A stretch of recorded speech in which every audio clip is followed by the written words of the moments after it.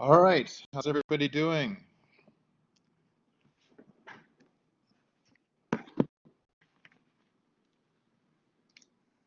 Everybody good? We have got a good turnout, almost 20 people, and I'm not advertising widely.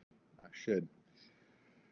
All right, so as promised, from everybody we talked to who was on the launches yesterday, others, I was going to look at adaptation, and this is a form of that. There's components of that that we're going to cover, but what I'm going to talk about tonight is war.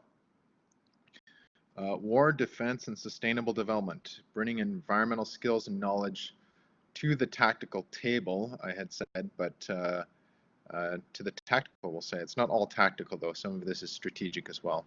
So that's what we'll look at tonight, which is a pretty interesting topic because, you don't often put those two things together, frankly. And but they are being rammed together right now. So there we go. So first things is you might ask when I get into this, even to just put those two words in the same phrase, like was commented on by Jeanette, is it's an interesting heading, right? Where have you seen that before? War and sustainable development in the title of any book, any paper, any presentation, any lecture. I can't recall seeing it ever personally. It's been talked about obviously in different things that I've studied and so forth, but never as explicitly as that. Not ever. Exactly. That's why I thought it's a good idea to talk about it, right? Because it's a thing, and you will see. I will defend this position. So by the time I'm done, you will realize that those two things fit together. They have to. They should, actually, because if we don't, then we'll run into some problems. So the first thing is, I mean, we have, aren't green people supposed to be against war, right? Yeah, I mean, that's one of the kind of the things that goes along with the green movement has always been something that was born out of peace and kind of avoiding conflict with nature and then with others, but it's changing actually. So philosophically, perhaps, yes, correct. But conflict is something we must squarely address when working in sustainable development. And the reason why is because it has multidimensional social, environmental, and ecological impacts. Social, environmental, and economic impacts as well. There are impacts across the board, both on its deployment and on before we enact in any conflict or war situation. So first, the ecological impacts. Now, although there are rules of engagement when it comes to environmental peace building, there you go, good link. When it comes to armed conflict, environmental impacts aren't that heavily regulated when it comes to war, when it comes to conflict. Not at the outset, not as much as, say, rules of engagement for the conflict itself. However, as you will see, often as a result of armed conflict, there are numerous immediate and long-term impacts that result. And in some cases, these are intentional conflicts, like so by the use of biological weapons and so forth. But then in other cases, they're, I guess, unintended consequences and often referred to as collateral damage, right? So the word collateral damage is something that falls out of a side effect of something that was that occurred. So I want to go through some of those ones because there's pretty well documented ones. And the first one I want to talk about is Agent Orange. So who knows when Agent Orange was to be used? Okay, the UN is one of the leading or addressing conflict and the need to establish sustainable post-conflict. Exactly. So a lot of the stuff that we will talk about here is informed by that. Vietnam War, good. Yes, so Agent Orange in the 60s, right. And why was it used? Defoliant, exactly. Why? Why do you need a defoliant?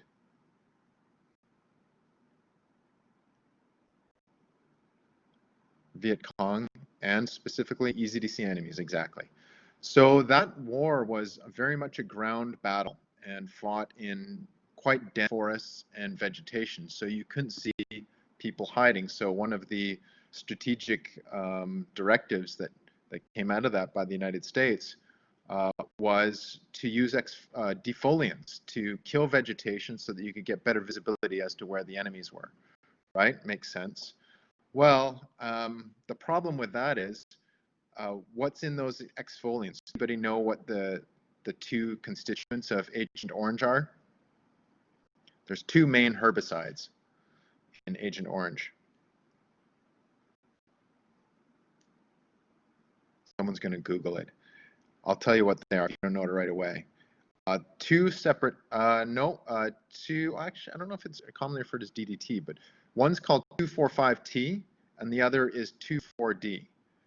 Okay, that's their kind of their common name. And those actually, on separately, those two herbicides are, I wouldn't say innocuous, but not super damaging. They tend to degrade and don't bioaccumulate that much. However, when they combine, they form called TCDD. Okay, so TCDD is one of the most dangerous dioxins, and dioxin is a family of chemicals out there. So, but how did this? So, what are some immediate evidence of this happening? So that's the main that was used, among other things. But the big problem with Agent Orange was the fact that TCDD formed as a result of its deployment, right? And this is what happens. So I'm going to send you some links. So what is the issue with that? You know, I mean, maybe it killed some vegetation, that's fine. But this is the kind of thing. Now, you can take a look at that now, or you can take a look at it later. I'd recommend maybe looking at it later. But that video then shows some long-term consequences that are attributed to the accumulation of TCDD in the environment. So those are children born with deformities in Vietnam. And there's 5 deformities that are recognized by the scientific community, 5 families of deformities. There's neural deformities, deformities of the sensory organs, Siamese twins, cleft palate or lip, and then deformation of limbs. So if you look at that video, you'll see, and this is in Ho Chi Minh City, I believe, where there's a number of those deformities from young kids that come from regions that were heavily dosed with Agent Orange. And the studies that have been done thus far give a roughly like 3 times the amount of deformities in those regions than in a normal, like non-polluted region. So that's one of the long-term consequences, but not only is it the residents, the people that live there over time that are affected by that, it's also the actual soldiers themselves. So you'll see this, and this is quite interesting because this is actually from very recent news. So if that article there is about legislation that has just been passed, I don't know if it's been passed yet, but it's tabled, it will likely pass, which adds to the list of health impacts from Agent Orange that are experienced by veterans today. So this is still an issue today for the United States VA, the Veterans Authority of the military, that they have long-term impacts. So there's still, even to this day, and this is 40 years ago that when the initial deployment was. So the problem is there's a lot of different impacts that occur as a result of this chemical deployment. And most of the research that has been done thus far on this has been done on the human impact, either through, in this case you've seen with children or people in the region, or a lot of it has been done on soldiers, because that's the most, the direct motivation for a lot of military organizations is to like compensate soldiers when they come back. However, there's also a lot of ecological impacts. Okay, so I'm going to give you, here's another article. And again, all of these links are available in the notes that will be available on download from the description of the video. So this article is a good article that outlines some of the pollutant, how the actual pollutant accumulates in the ecosystem. So once again, it's these two herbicides, 2,4,5-T and 2,4-D, that come together and combine to form TCDD. And that study talks about that. And TCDD is is relatively mobile in the ecosystem, in the sense that it tends to get deposited and attaches itself to sediments, and then through hydrological runoff um, gets transported around the ecosystem. So typically, like you'll get it sprayed on foliage and so forth, and then you'll get a rain or whatever. In these places, it rains a lot, like in the Amazon, it's raining all the time. Um, but this then mobilizes it, right? And so what happens then with it is it gets mobilized and tends to settle in regions where the water settles. And these tend to be in marshes, wetlands, or lakes, okay? So if you get like a widespread of TCDD over like a broad ecosystem, and then you get a heavy rain, and it starts to then accumulate in a certain region, what do you think would happen then? What happens then?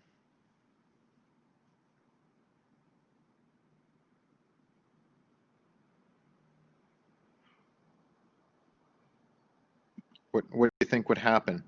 Affects the water and biodiversity of the region? Yes, yeah, yes, but actually yes, Mona. Uptake by the animals. Not only uptake by the animals, the thing is, there we go, bioaccumulation. Contaminates drinking water too.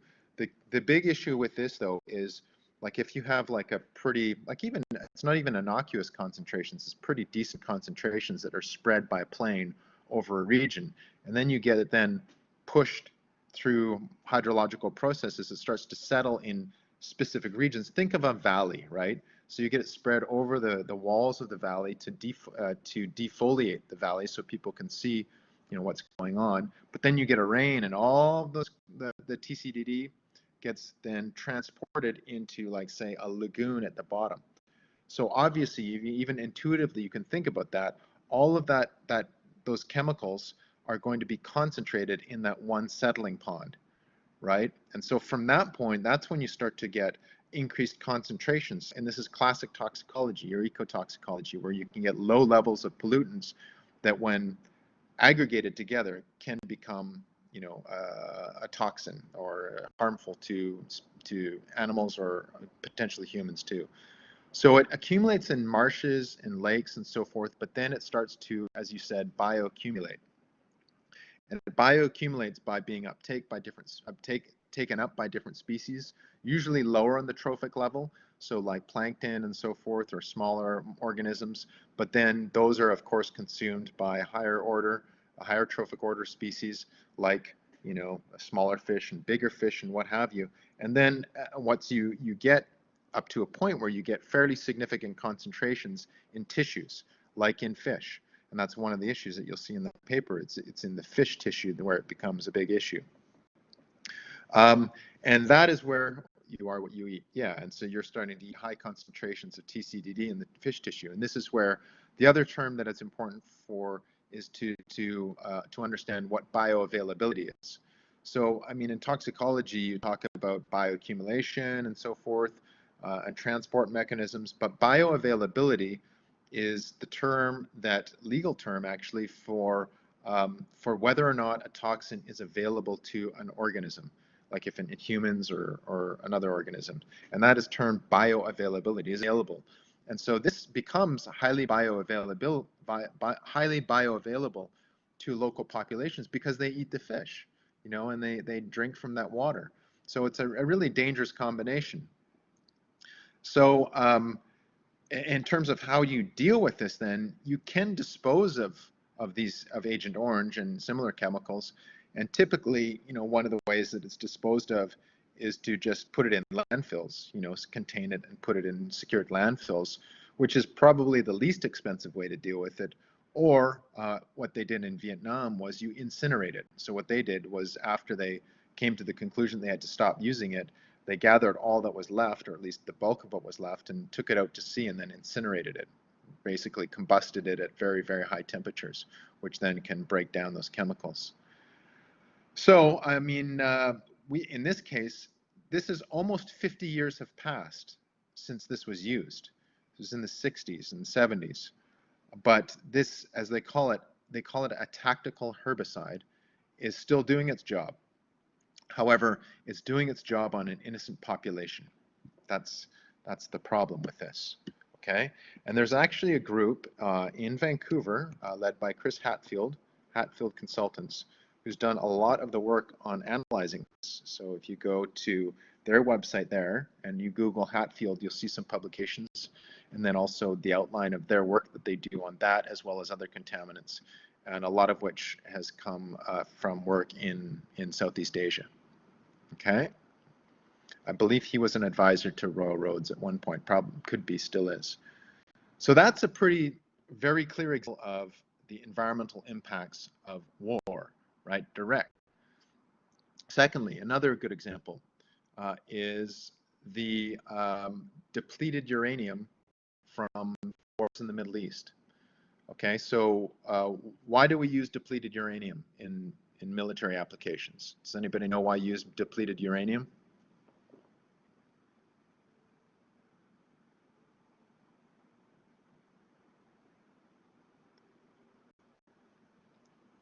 It's really dense. So why would you want to use a really dense metal?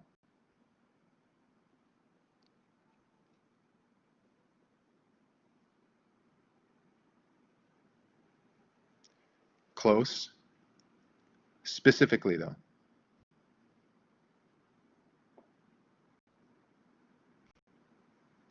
There we go. And what about the ammunition?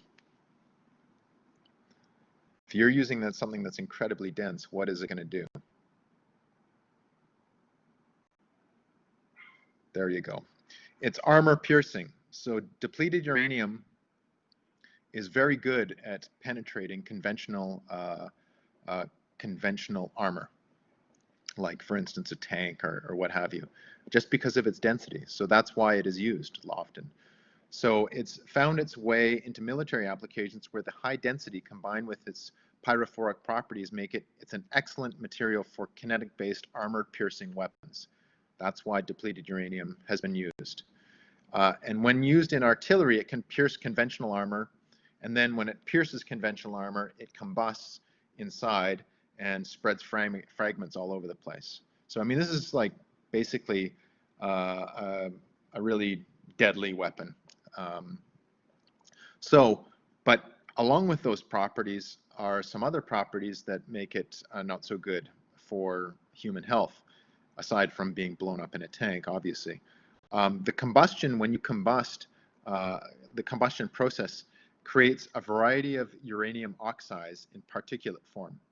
So when it combusts as artillery, a cloud is produced which contains depleted uranium particles, particulates, and they're very small. They're about 2 microns in diameter, right? So those particles then can get ingested into the lungs, and they have a half-life of about 4 years.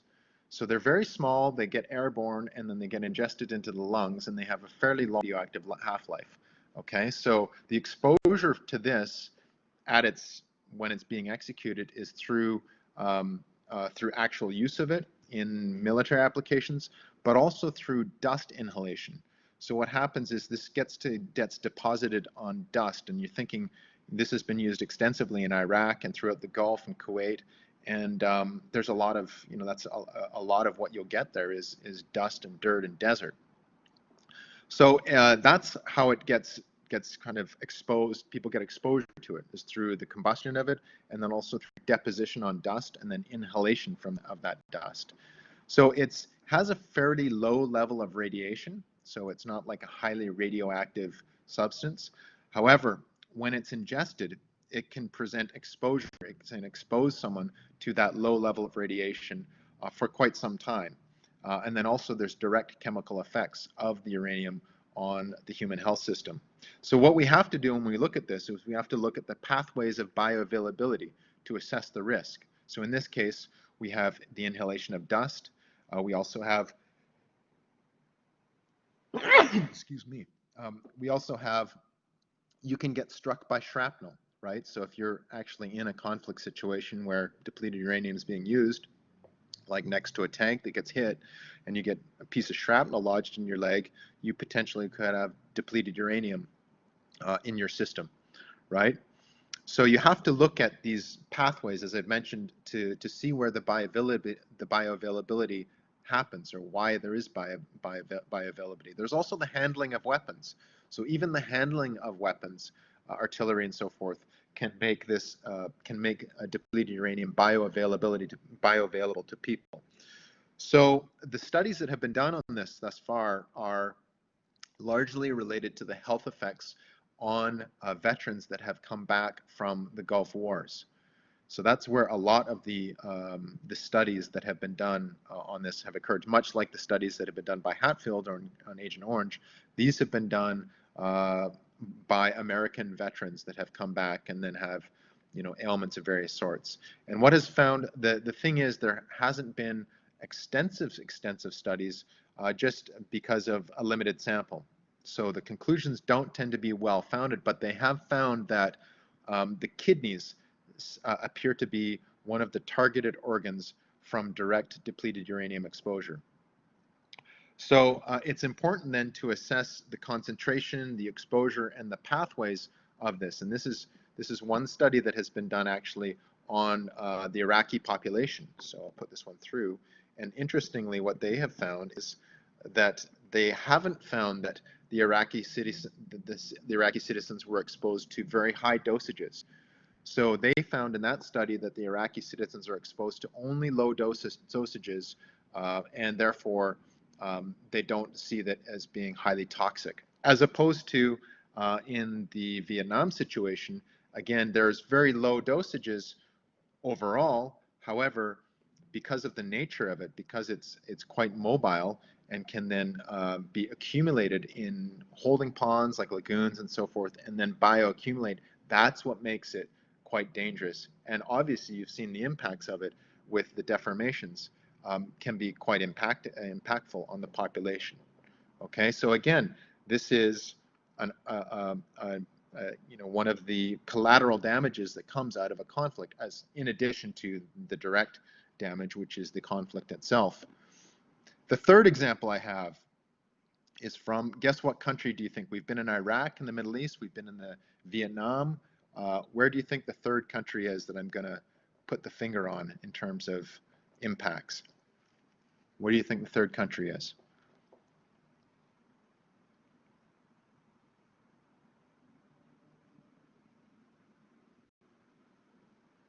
Afghanistan? Nope. Japan? Nope. Those would be good ones, but they're not. USA? Close? Nope. USA was very close. Nope. Go north. Yes. Kazakhstan. Canada. We are not immune to this. We are not immune to this issue, and I'm going to explain why. In Canada, no, I'm lying. It's not possible. It's very possible. Yes, in many parts of our country have served as basically junk piles of toxins, like a big kind of junk pile of toxic materials that are related to military applications. So here's and you say, how can this be in Canada? Well, easily. We are not holier than thou. So this is a good article from CBC, which is relatively recent. There we go. That article there is from, I think that one is from Iqaluit, if I'm not mistaken, but in the north. There are several military outposts in the north. And this is where some of these problems occur, and they're not new problems. They've been around for quite some time. So this one here, this article there, if you take a look at it, this is hazardous materials from the 1960s finally getting cleaned up near Sylvia Grinnell Park in Iqaluit. Right, this is a $5.5 million cleanup project expected to begin. This is in 2017, so this is probably close to finished.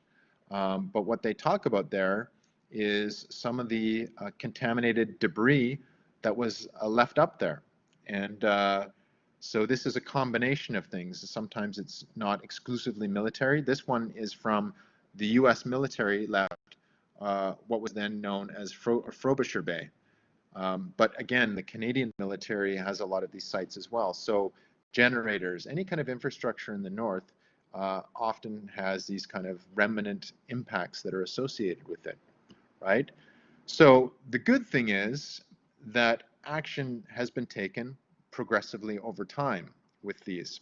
And in fact, Royal Roads University has done a lot of that work.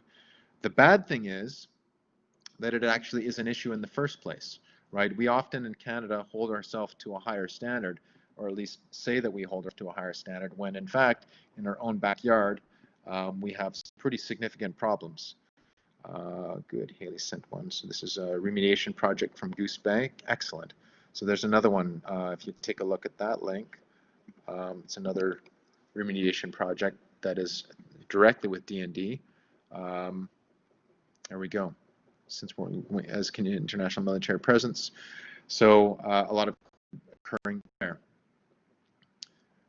And there's a number of these. Lots of DDT was deposited there. So you've got a lot of DDT. You also got a lot of PCBs. PCBs often come from generators and so forth. And the thing is, in these environments, a lot of these chemicals are organics, and in very hot environments, they can often break down themselves just based on the radiation that's there. But that's really not the case in northern Canada or any kind of Arctic environment. They don't volatilize. They don't break down. They just sit there and they accumulate, often covered or so forth. So here are some other links that outline. Here's one. So this one is explaining the just a second. One is, those are regulations that relate to PCBs, I believe. Yeah, so that's the PCBs. That's useful for you if you don't know much about that stuff. This is a kind of the regulatory platform for pollution and waste, specifically PCBs. Okay. This article here, then there's got a few articles here of work that has been done on this. And in fact, some of your profs might be authors on this. I don't know who you've got, but this first one here, sorry, just one sec. I think the first one is Steve. I'm gonna check. Oh my gosh. Oh.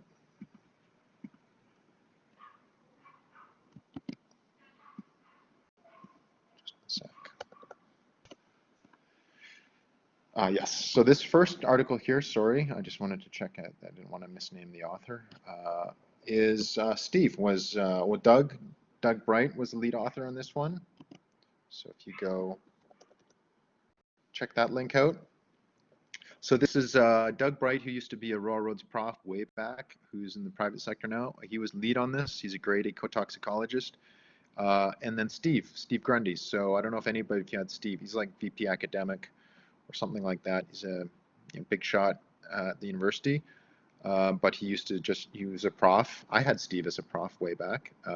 And he's a really good hydrological biogeochemist guy. And okay, I know some more about good. So this article talks about differential bioaccumulation of PCBs in coastal Arctic invertebrates and fish. So this idea of bioaccumulation occurs in northern Canada as well. So that article is one that Steve and Doug and Kenneth Reimer, who I don't know, wrote. That's a good one. And then this other article here is another one on, I believe this one is on,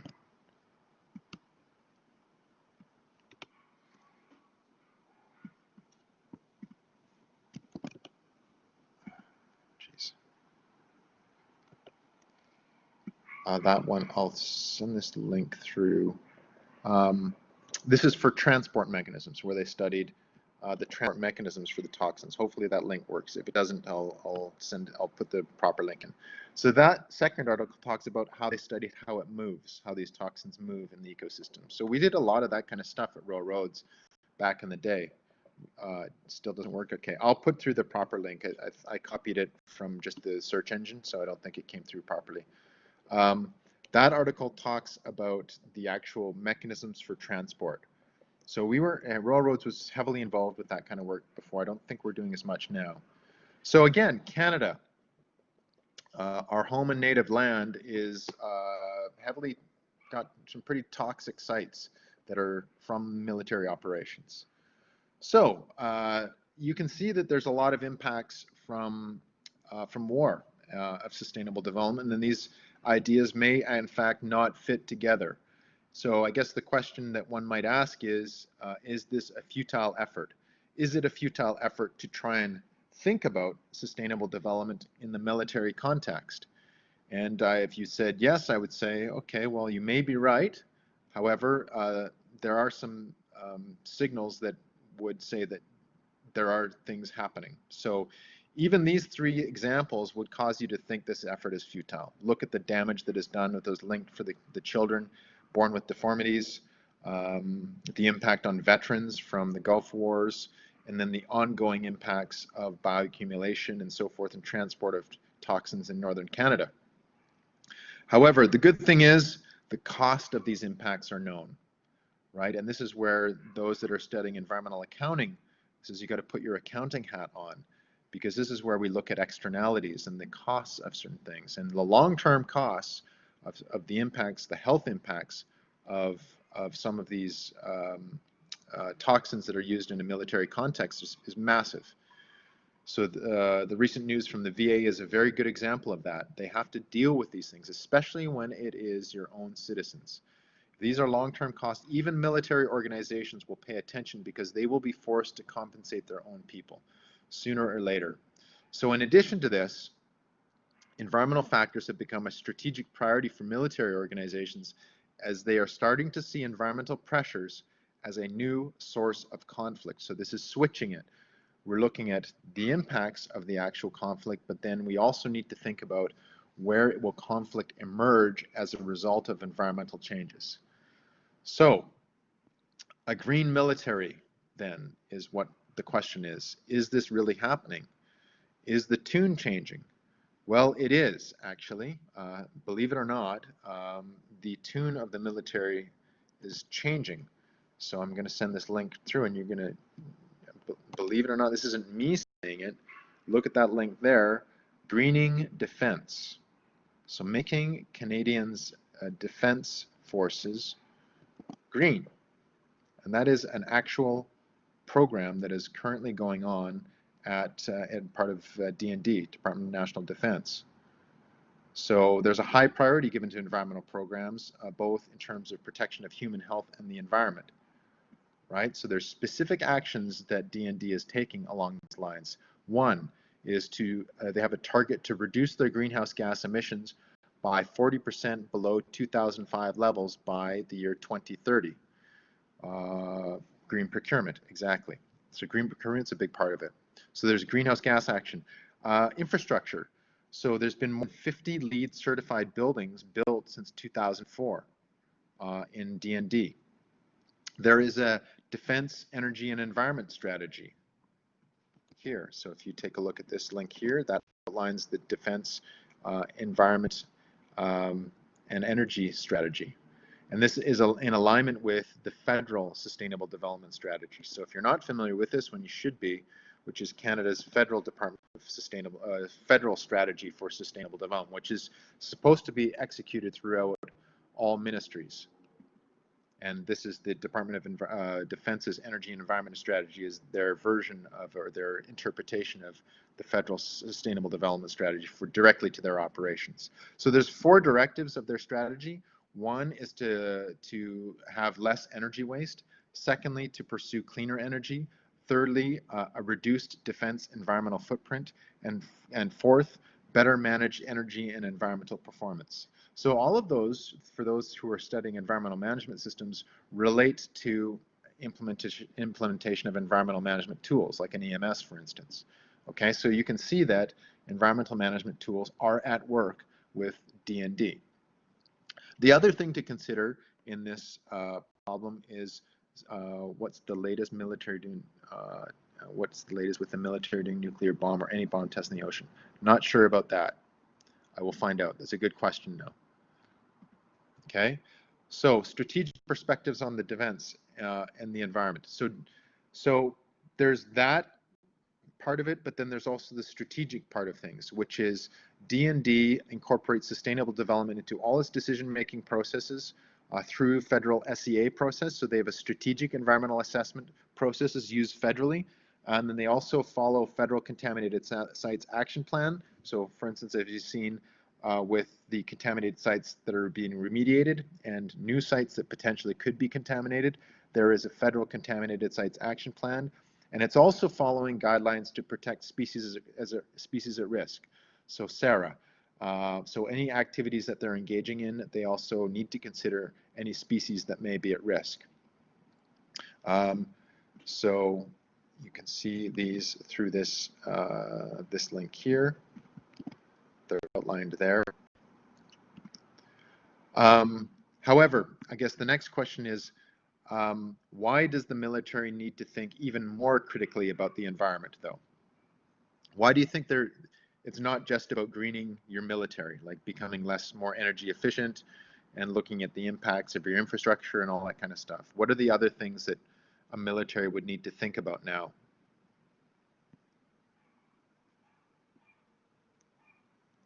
What other problems do they face?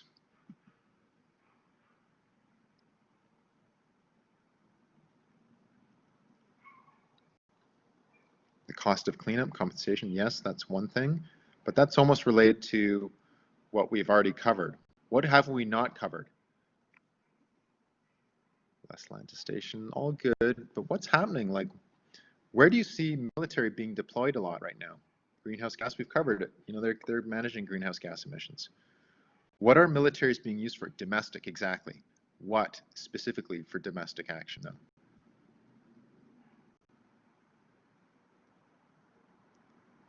What domestic activities? That's one, long-term care, but what else have aid to civil power, protests? No, sure, it's not really. There we go, Jeff got it. Disasters, climate impacts, yes. That's really what I'm getting at. I mean, those are other things, yes. Long-term care deployed there. Natural resource assistance, exactly. So floods, what happens? What happens when there are floods now? Or severe storms? Who gets called? Who needs to kind of be ready to respond? It's the military. We send usually the reservists, but regular forces as well where it's necessary. You know, I don't know who went to the long-term care facilities. I don't know if those, I think those are regular forces that went to the long-term care. But for the flood relief, often you'll see they'll call on the reserve forces, right? So this is, I mean, it's like you're running an organization. You need to be prepared for these things. You need to have enough people to respond to these issues. So you need to know what these issues are.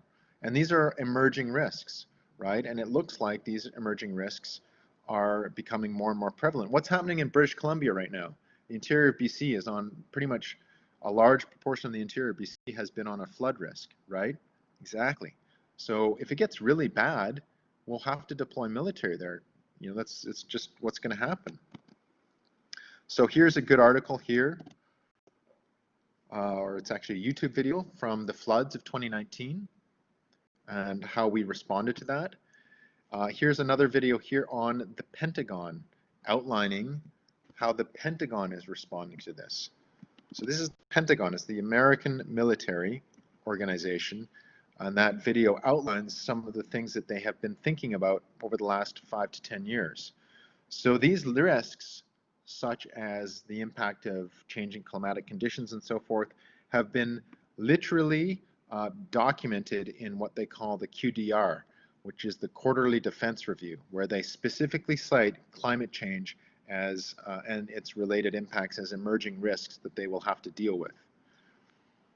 And so, I mean, taking that to an extreme, there has been some there's talk about water resource wars and various kind of natural resource wars, and here is an article that outlines some of those issues. It's a CBC article, which talks about climate change. This is a climate change draft report that predicts wars related to heat waves and starvation and so forth. I think that report was a draft report from the IPCC. I'm not sure, but something that it wasn't disclosed who it came from, but it was from, you know, a group working on that, group of scientists, I presume IPCC.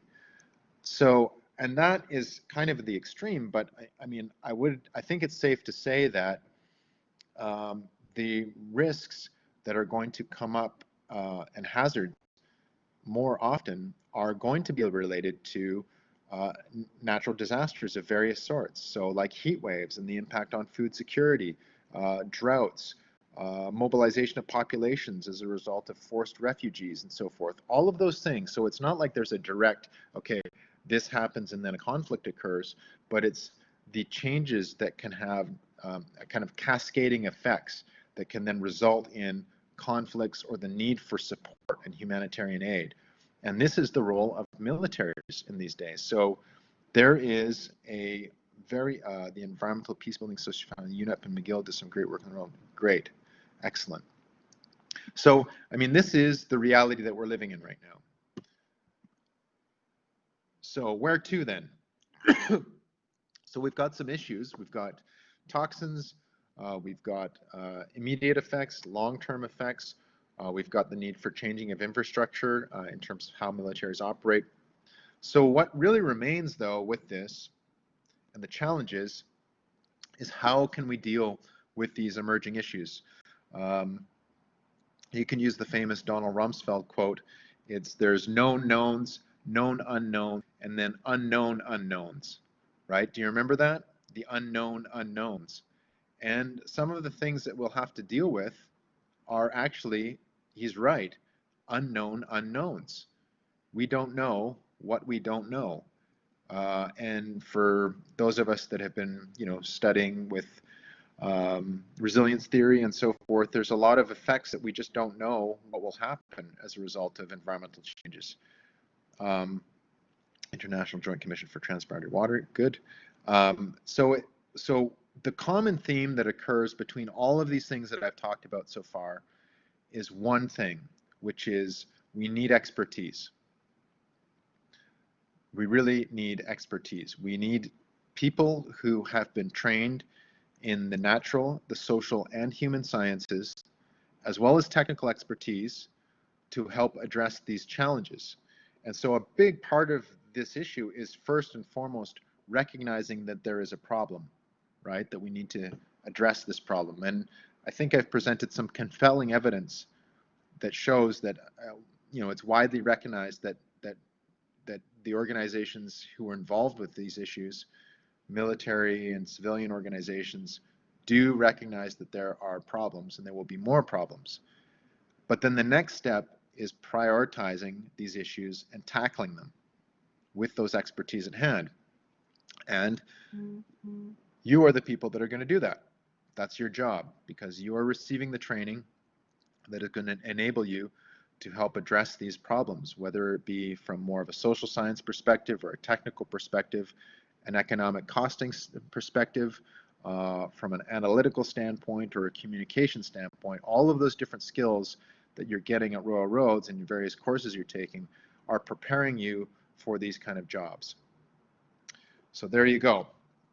So back to the title of this talk was War, Defense, and Sustainable Development, Bringing Environmental Skills and Knowledge to the Tactical.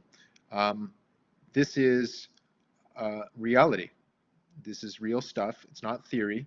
It's happening now, and it's going to be happening more. And the next steps are to drill down into these problems and then attempt to find ways that we can deal with it. And environmental management tools are part of that. Sustainable development strategies are part of that, as well as utilizing tools for environmental accounting and economic valuation of environmental impacts is part of that as well. Because you often will have to justify action and costs based on those projected impacts that we might have or the existing long-term costs of, say, kind of impacts on veteran populations. There we go. So that's all I have to say on that. Do you have any questions?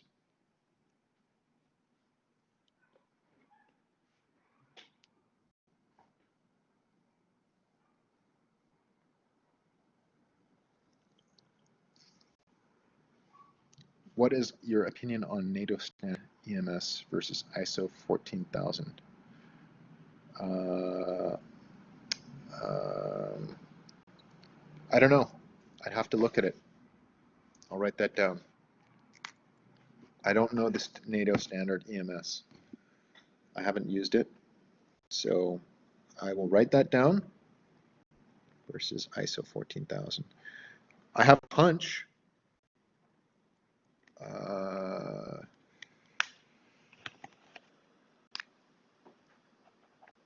have a hunch. So my hunch would be, I mean, I have to look at the standard. That's, I mean, I can give you an answer, but I want to give you a good answer, and a good answer only comes from actually looking at the standards. So ISO 14000 versus their standards.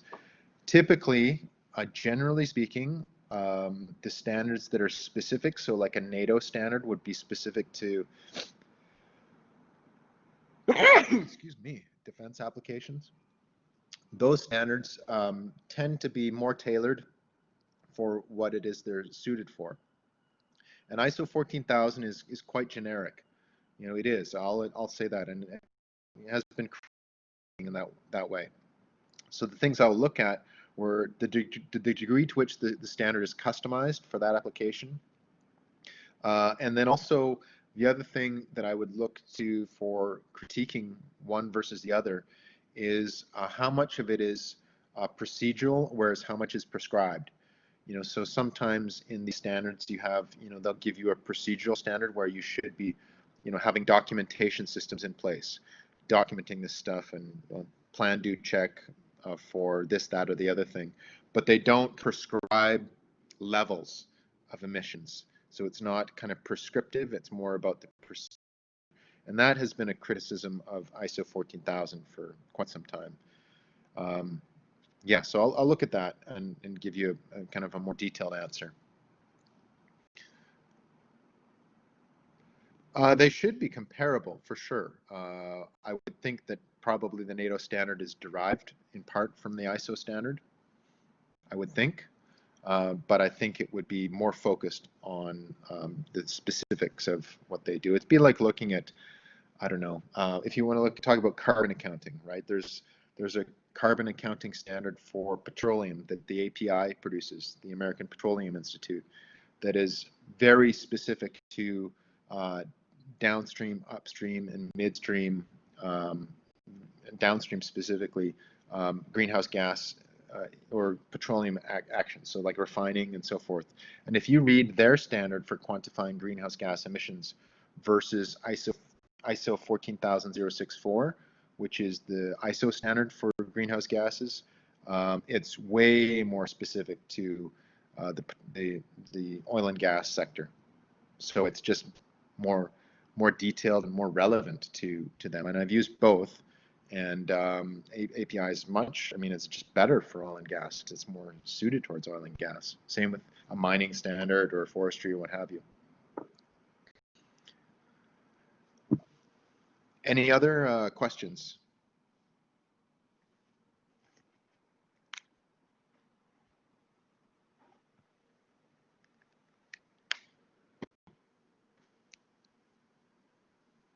So I'm not advocating that we go out and, bump up our military and so forth. But I mean, there's an argument to say that we should, increase the training and focus our military organizations on some of these threats that are going to be emerging, like natural disasters, for instance. Even the Canadian military, we had quite a lot of recognition for our capability to deploy water systems, right? So that, I forget what it's called, but we have a portable, water purification technology. It's like a big block, like a trailer type of thing that you can just plop down anywhere and produce clean water. That kind of stuff. I mean, if we're not going to become, a military superpower, we should be good at certain things, right? We used to be known for peacekeeping, and maybe our next hat should be sustainable development, relief workers or something like that. Hard to say, but it's something that's it needs to have. There's a demand for that. So Yeah, I mean, it's nice to put these non-intuitive worlds together and then see how they match up, and then look at how we can get to work with addressing those problems.